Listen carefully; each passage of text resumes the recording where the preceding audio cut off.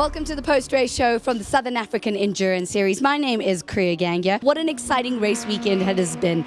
Let's start with SAGT. While Stephen honed his Ultimate Outlaws Audi R8 LMS Evo 2 into an effective weapon, he also helped set up the two Ultimate Outlaws McLaren MP412C entries of Isak Spies and Rolf du Plessis. Stephen set a blistering time of 58.9 seconds to claim pole position by a full second from the reigning SAGT champion Silvio Scribante's Kemsa Cement Lamborghini Huracan GT3 Evo.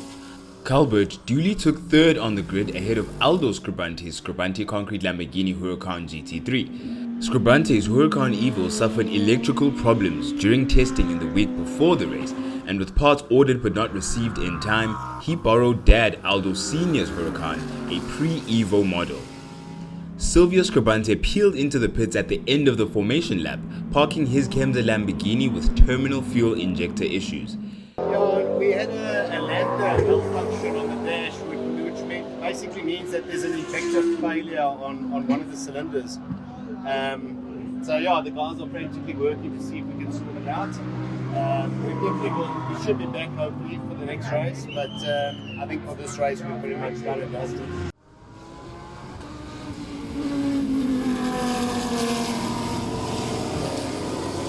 Stephen put the hammer down from the moment the lights turned green, reveling in the handling of his Audi. His lap times were consistently in the 60-second mark, dipping occasionally into the 59-second bracket. As the fuel load lightened and the tires wore out, the Audi was still immaculate, allowing Stephen to set his fastest race time on his very last lap, posting a qualifying style lap of 59.6 seconds. Andrew Calbert was delighted with his second place overall finish and first place in the Pro-Am class, having run consistent times while nursing the big Mercedes brakes and tires in the hot conditions. Calbert and Aldo had a moment approaching turn 8 when Aldo locked up while defending against Calbert. While Aldo's attention was invested in keeping the car on track, Calbert shoved the nose of his car down the inside and claimed the position. Although Aldo Scribante missed the aerodynamic advantage of his Huracan Evo, damage limitations saw him bag third place points at the beginning of the season. Ladies and gentlemen, please put your hands together for our podium for SAGT.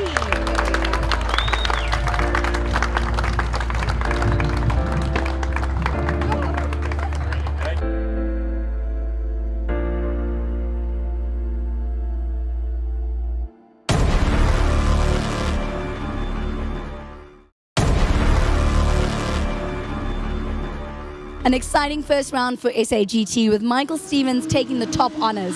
Now we look at SAE, the first round of that, and I'm sitting in the winning car for Class E, the Pesty Racing team. Let's check out all the action. Our performance is going to come from the efficiency of the car. So we don't have a lot of horsepower, but we can run long and light, and hopefully that plays in our favor. We will give it a go this year. I hope I can make all the races. We've got a lot of business commitments. But hopefully, if it all works out, we will do a full season and give it a go for the year. Having some GT3s on the field makes it a bit tougher, but I think it is going to be a long race. So hopefully, I think our race pace is a bit better than our quali pace.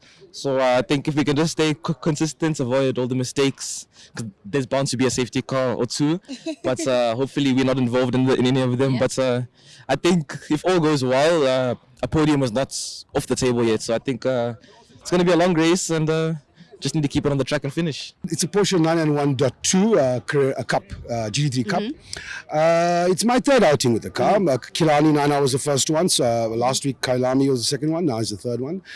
Strategy-wise, we're going to run the car until the fuel of the tires are finished, and then we'll do the driver change. And we'll take it from there. You know, the important thing in the endurance is to finish the race. 100%. And also, you know, we're racing with a bunch of really cool guys. Yeah, we managed to put on pole for our class, which is really good, and yeah, looking forward to the race. There's a lot of cars, which is also awesome, but also dangerous at the same time. So yeah, looking forward to it. Just need to keep it clean and hope for a good race. The only strategy we have is to finish the race, like always, but we want to win. But we're letting Yuri go in first because he is more experienced, and I'd rather have him deal with more of the cars than me. Because he deals under pressure a lot better than me. Yeah.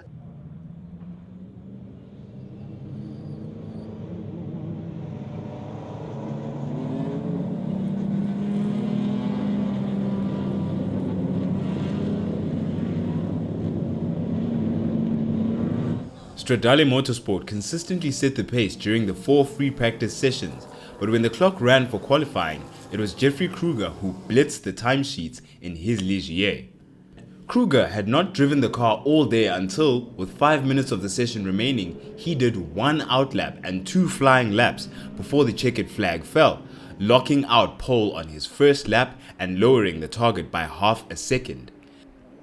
Charles Arangis was the only other driver to set a sub 1 minute lap time, half a second behind the Ligier, locking out the front row of the grid.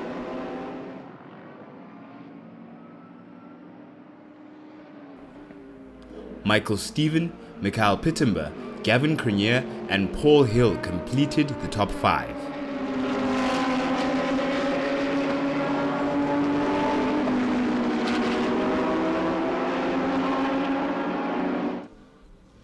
The first hour of the race was frenetic as the lead changed 3 times. Kruger was quickly swallowed up by Steven in the McLaren, but it was Stuart White who made the biggest impression, taking 18 minutes to carve his way through from the back of the grid into the lead.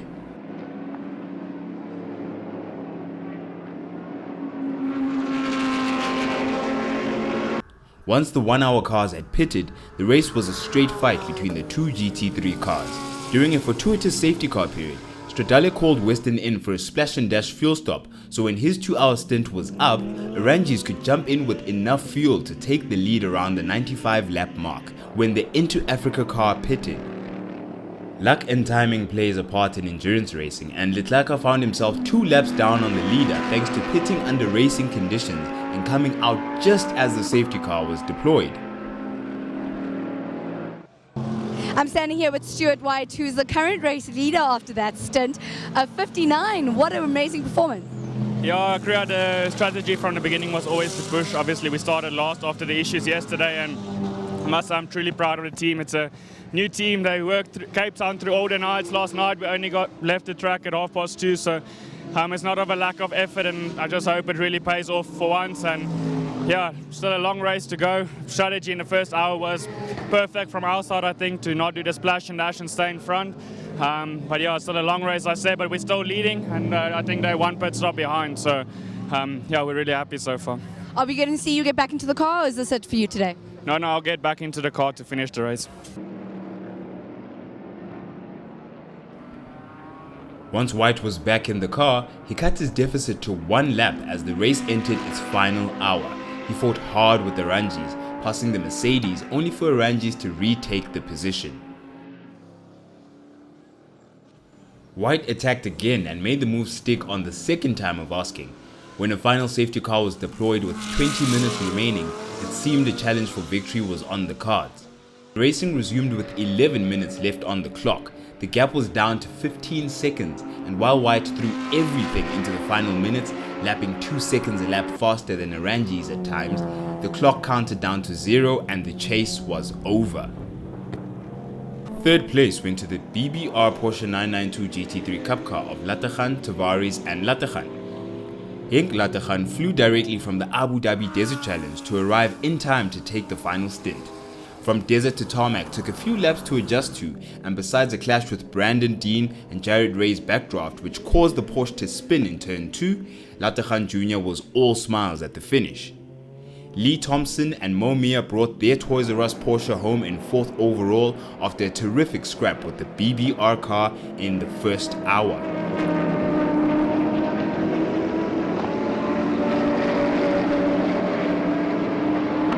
Gwanda Mukwena and Andrew Rackstraw opened their 2023 account with 5th place. Mukwena was lucky for he ran out on fuel on the last lap of his stint with just enough in the reserve pump to bring the car back into the pits. Kwanda, you had a turn 2 incident and kind of limped back to the pits. What happened? We actually ran out of fuel on my last lap, so luckily we were able to switch to the second fuel pump and limp the car back home, but it was a very close call. But luckily, I think when we pitted the first time, the team underfueled the car just a bit, not expecting us to go so far on this set of tires. But fortunately, we were able to switch to the second fuel pump and just limp the car back home.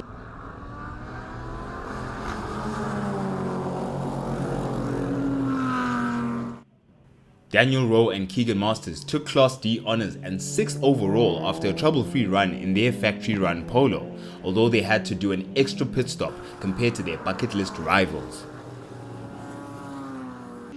Christopher Pretorius and Gavin Rook brought their polo home in a fortunate 7th place as a drive shaft broke on the last lap.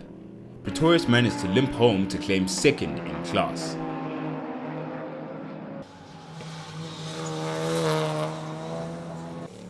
Index of Performance and Class E champions Barrett and Hiram Pretorius won their class and ended 8th overall after nursing their car over the final 90 minutes with clutch issues. Hiram Barrett, great performance today. Obviously, you guys came back wanting to get some great championship points to try and go in for the championship again this year. No, today went really well. We didn't quite get to qualifying yesterday we wanted, but we got P3 and then we had a good start to the race, and after an hour we managed to get the lead. I don't know what happened with the Morganwood's car, but we got the lead and we kept it. Jared kept me busy, and after we got the lead we just kept it there. It was really a good day. Unfortunately the clutch went, so the last hour and a half was in one gear. But at least you can run it in one gear, so it was an issue, but it wasn't it wasn't huge, so it wasn't a fatal. This is actually home for you guys because you live around the corner, and you told me an interesting story about how you get the car here. Yeah, we will. I don't know whether we should say this, but we generally drive it here. So at least it is road legal. So you can actually drive it, and I mean we live close to the track, so it's easy. Just get in the car, drive it to the track, and come and practice a bit, and there you go. Yeah. I think you guys have kind of found a winning formula, father and son, going into the second season hoping for a win. I don't think there's a winning formula, Kriya. It's hard work, and you just got to keep going. So it's heads down, and you do your best. You know, I don't think there's a formula that works in racing. I think if there are guys that have had it, they're welcome to share it, but I don't think anybody's found one before. And hopefully this season, everybody will keep toes and feet and everything in the car. I hope so, yeah. I better warn my dad, you know. Drive over anybody.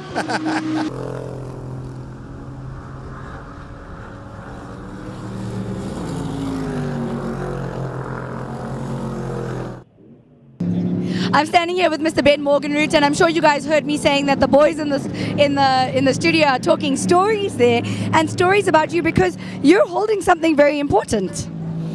Yeah, the bolt between the brake pedal and the master cylinder broke off, and we've had a guy under the dash replacing it, and we've probably lost half an hour, which is unfortunate, but we'll see what happens for the rest of the day. We won't give up. You never give up. Every single time I speak to you at an endurance race, you always say to me, Kriya, it's 4 hours, it's not a quick one. Yeah, same thing again today. So what is the kind of strategy? Who's in the car at the moment? Well, you know, we've got 1 point for having pole position in our category. And, you know, 4 hours is a long time. You don't know what sort of trouble the other guys might run into. We've got a hell of a lot of laps to make up. But, you know, if you finish the race, you're bound to get some points. And it's a long season. 100%. Slechte begin, goeie einde. I like that. Thank you so much, Ben. I appreciate it.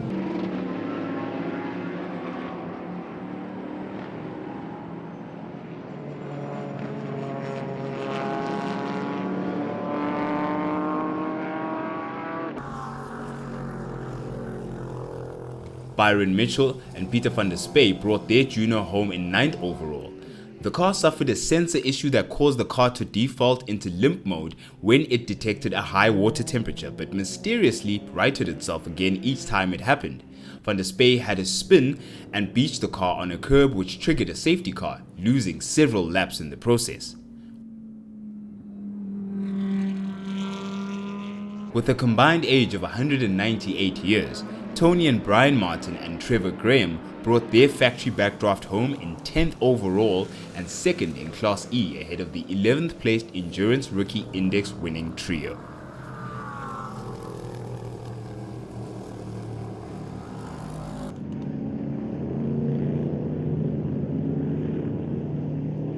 The final classified runner was the PPLE Adapt Backdraft entry of Mark Harvey, Philip Mayer and Dean Wolson, who stopped on the back straight with 5 minutes to go, a failed alternator the cause of the loss of power.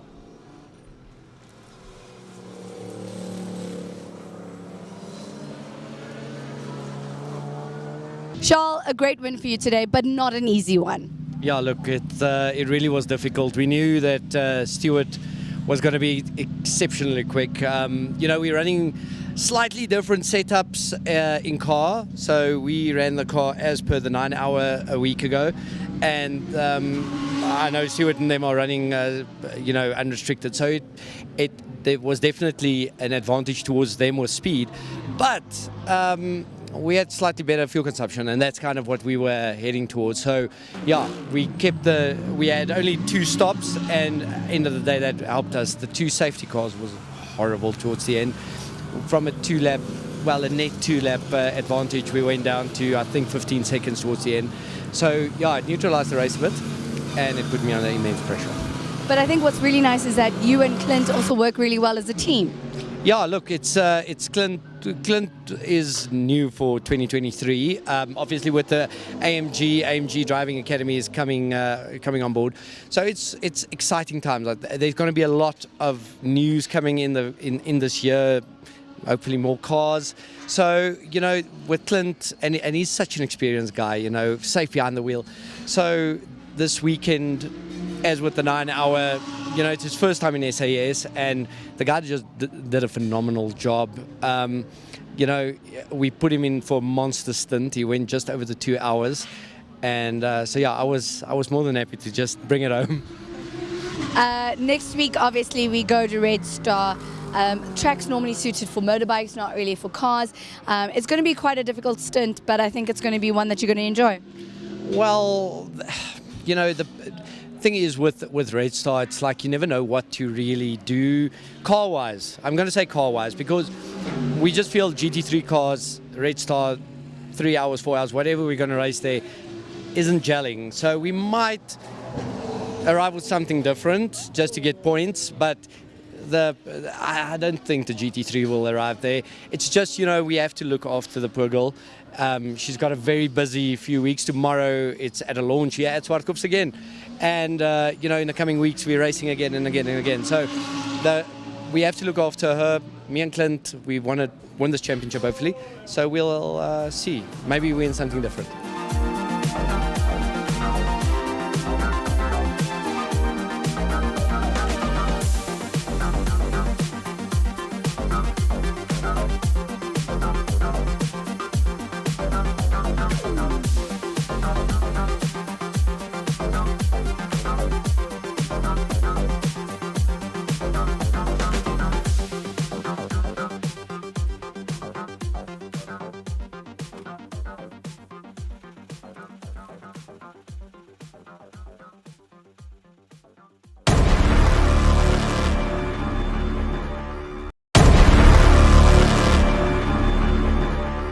A very big congratulations to Clint Weston and Charles Arangis for an amazing performance in overall SAE. We now move on to the last race of the day, which is the second round of SAGT. I have some very interesting information that a little birdie told me, and I would love you to tell our viewers that little piece of information, because even though I don't see your car on the grid, rumor has it you are still going to be racing. Yes, that's correct. So I'm going to be racing with my brother in his car. He's going to do the first stint and I'll do the second. So we're still in the race. We're going to hopefully bank some points and keep the championship alive. So the first instinct that I had when I heard this news is like, is it all above board? It is totally above board, yeah. It totally is. That's the rules. You're allowed to change cars. Obviously got to run the same ballast weight as what Aldo's in. So, yeah, we're just sharing the drive. Just making sure that everybody at home is on board with this. 100%.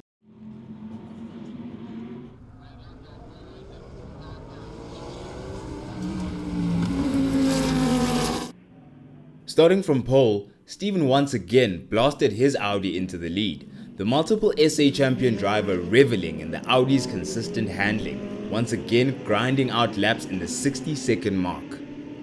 Stuart White in the Inter-Africa Lamborghini Huracan GT3 Evo chased Stephen hard after carving his way through the pack, catching and passing the Audi in a surgical move on lap 5. White quickly opened a gap on the Audi before the team elected to retire the Lambo, having repaired it after a practice incident and run it into second place in the SA Endurance race earlier. Culbert was a delighted second overall after a cautious race spent nursing his brakes and tyres. As the Mercedes became a bit of a handful, Culbert pitted and the 1-minute stop allowed the tyres to cool sufficiently to restore the Mercedes on-rails handling. On lap 4, Henk Lategan, having flown in from the Abu Dhabi Desert Challenge on the morning of the race, touched Aldo Scribante spinning the black Lamborghini around. 10 minutes into the race, Aldo pitted, handing his car over to his brother Silvio to allow the champion to bank some points at this early stage of the season. Rolf Duplessis raced his Ultimate Outlaws McLaren MP412C to 4th place, the old school V8 racer doing well in his first outing in the sophisticated British car. Michael, great performance from you today. 3 trophies in the bag. Yeah, fantastic day. Big thanks to Team Ultimate Outlaws. They made this possible. Fantastic car, ran like clockwork. So big thanks to them. Without them, it wouldn't be possible. And yeah, 3 good races. It just ran smoothly today. It's a weekend that you hope for, and it turned out perfect. This is a great performance going into the championship because this puts you way above on the leaderboard. Yeah, it's always nice when you start off with 2 wins. You've got 5 rounds and 2 drops. So we'll try and go out next round and pick up some more wins, and it just makes it a little bit easier towards the end of the championship. But you've seen with our competitors today, anything can happen. So you don't wish that upon anyone, and hopefully their cars will be up and running 100% for the next round, and we'll just do our homework and make sure that we do the best we can. Next time out, we're at Red Star, a track that's not really built for cars. It's going to be quite a challenge. Oh, I love it there. Fortunately, last year the car wasn't ready, and I shared the drive with Aldo, and loved the track, and looking forward to going back there. Andrew, amazing performance today. You must be gleaming. I am, yeah. And at the end, I was getting a bit worried. Brakes were very, very hot, and so was the driver. So I'm glad the hour ended when it did, I must say. But it was fun. The car is performing optimally in comparison to last season. Yeah, well, it's only my 3rd time out in it now, so I think I'm getting the hang of it. We're getting the hang of the setup. So we're getting a bit better and getting a bit faster, so it's nice, yeah. Great points going into the championship battle for you. Yeah, quite a surprise, I must say, but I'll take what I can get, because who knows what's going to happen down the line on the faster tracks, so we'll see. Speaking about faster tracks, obviously we go to Red Star next time out. I've never driven them, so we'll wait and see. I think a bit of first gear stuff, but we have to race where we have to race.